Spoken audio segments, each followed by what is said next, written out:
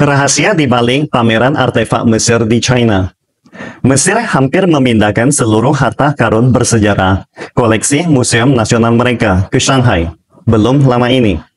Sebanyak lebih dari 788 artefak Mesir telah dikirim dari Kairo ke Shanghai untuk dipamerkan ke publik China. Pihak otoritas menyatakan 95% dari artefak ini tampil pertama kali di Asia.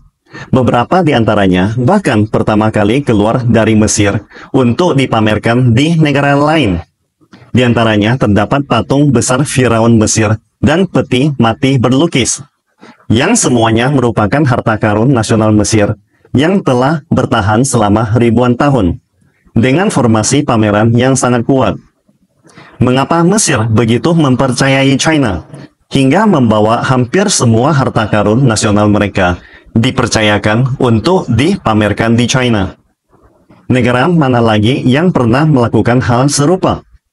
Apa makna mendalam di balik keputusan mempercayakan harta karun ini kepada China? Hari ini, mari kita berbicara tentang bagaimana China menjaga warisan harta karun ini, dan bagaimana sekarang China memberikan perlindungan kepada negara lain. Sebelum Mesir, harta karun nasional dari Afghanistan dan Suriah juga telah dipamerkan di China selama beberapa tahun. Museum Nasional Afghanistan pernah memiliki lebih dari 100.000 artefak yang mencakup sejarah peradaban Afghanistan selama ribuan tahun. Sejak tahun 1980-an, Afghanistan mengalami perang yang berkepanjangan. Akibatnya, museum nasional mereka hancur dengan hanya sedikit koleksi yang tersisa. Pada tahun 1989, Direktur Museum saat itu, Masudi, mengusulkan kepada Presiden Najibullah untuk menyelamatkan artefak yang tersisa sebagai bukti terakhir dari sejarah Afghanistan. Presiden Najibullah memerintahkan pemilihan artefak terbaik dan menyembunyikannya di brankas bawah tanah Bank Sentral, dengan kunci dipegang oleh Masudi dan beberapa pejabat lainnya yang bersumpah untuk menjaga rahasia ini. Meskipun Presiden Najibullah dan yang lainnya disiksa dengan kejam oleh oposisi bersenjata, mereka tetap merahasiakan lokasi artefak hingga akhir hayat mereka.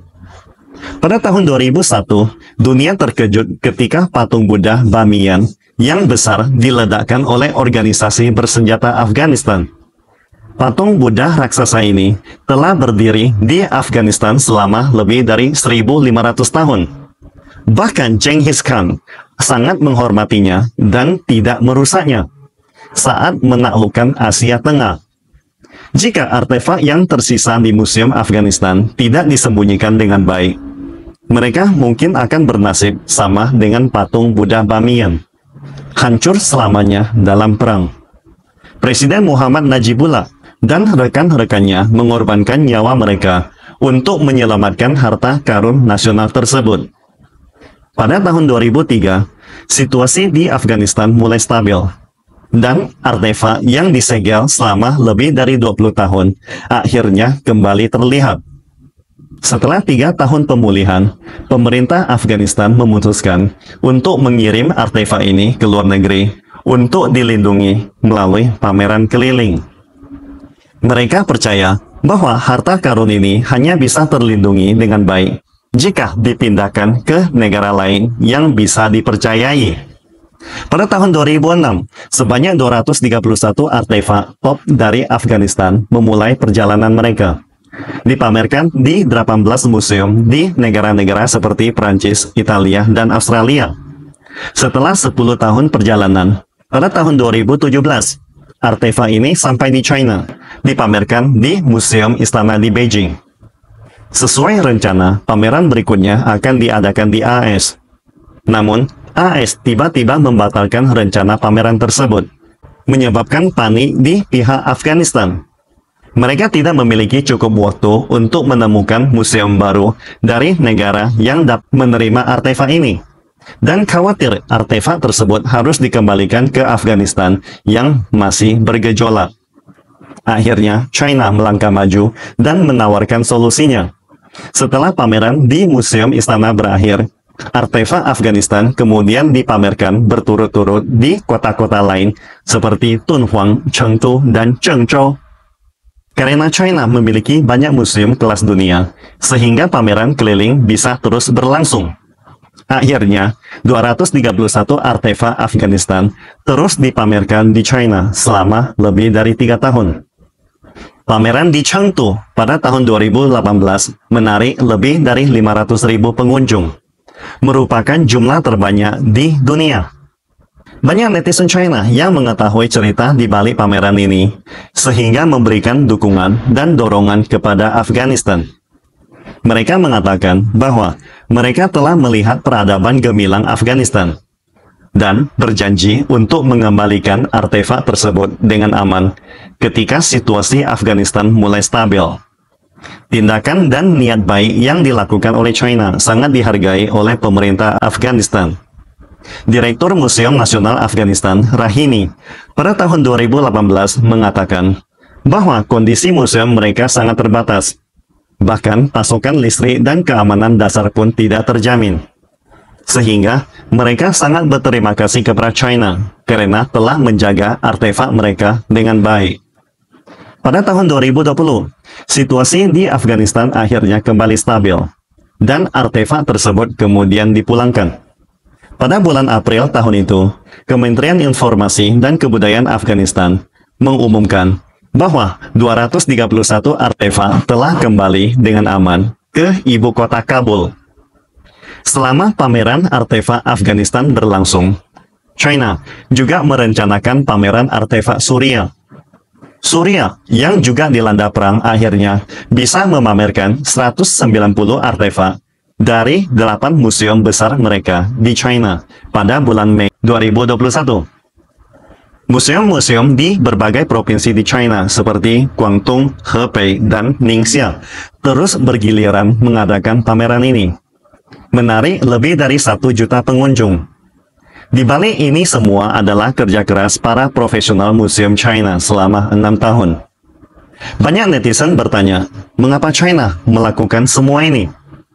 Karena China sendiri telah merasakan penderitaan yang mendalam akibat perang dan penjarahan artefak oleh 8 aliansi negara barat seperti Britania Raya, AS, Jerman, Prancis, Rusia, Jepang, Italia, dan Austria. Hingga kini, 700 patung Buddha tanpa kepala di Gua Lungmen dan lebih dari 20.000 artefak China yang dirampok Inggris masih terpajang di Museum Inggris, terus mengingatkan China pada rasa sakit yang mendalam. Seorang pakar China memperkirakan bahwa sejak Perang Candu, negara penjajah barat telah merampok lebih dari 1 juta artefak China, dengan jumlah artefak yang hampir tidak terhitung. Negara yang paling banyak menghancurkan artefak bersejarah ini adalah Inggris, Prancis, Jerman, Jepang, dan AS. Hari ini, upaya China untuk mengembalikan artefak ini sangat sulit dan mahal, karena menghadapi 2 tantangan utama, yaitu proses negosiasi yang sangat panjang, dan sebagian besar artefak telah menjadi koleksi pribadi orang barat, membuat pencarian dan pengembalian artefak sangat sulit. Misalnya, sampai Juni tahun ini, China telah menandatangani perjanjian dengan 27 negara untuk pengembalian artefak. Negara-negara seperti AS, Jerman, dan Prancis telah mengembalikan beberapa artefak, namun jumlahnya hanya sekitar 1.900. Meskipun jumlahnya sangat sedikit, tetapi proses pengembaliannya telah memakan waktu puluhan tahun dan melibatkan beberapa generasi. Lebih dari 1 juta artefak China yang dirampok aliansi barat, sekitar 164.000 tersebar di 47 negara dan lebih dari 200 museum.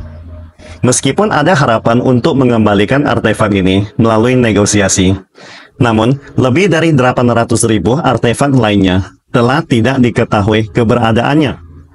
Contohnya, 12 kepala hewan lambang zodiak dari Taman Yuanmingyuan atau Old Summer Palace Beijing telah menghabiskan waktu lebih dari 20 tahun dan biaya miliaran untuk membeli kembali 7 kepala hewan melalui lelang. Sementara 5 kepala hewan lainnya, termasuk naga dan ular, belum pernah ditemukan dan tidak dapat dilacak. Ada juga sebagian kapitalis barat yang mencoba menguras dan mengambil keuntungan dari artefak China yang hilang. Mereka menaikkan harga artefak ini setinggi langit, memanfaatkan keuntungan supaya China membeli artefak tersebut dan menghasilkan keuntungan besar. Mereka membeli artefak yang dirampok dengan harga tinggi atau menyembunyikannya agar tidak pernah dikembalikan. Akibatnya, upaya China untuk mengembalikan semua artefak ini akan menjadi perjalanan panjang dan penuh tantangan. Sekitar 180 tahun yang lalu, ketika artefak China terancam oleh perang dan penjarahan, jika ada negara besar yang bersedia membantu seperti halnya yang dilakukan China melindungi Afghanistan, Suriah, atau Mesir hari ini, hasilnya pasti berbeda. Kesimpulannya, China telah merasakan penderitaan yang mendalam akibat penjarahan kehilangan artefak dan tidak ingin melihat tragedi serupa terjadi lagi. Artefak Afghanistan, Mesir, dan Suriah sangat beruntung karena mereka mendapatkan perlindungan pada masa kebangkitan China hari ini.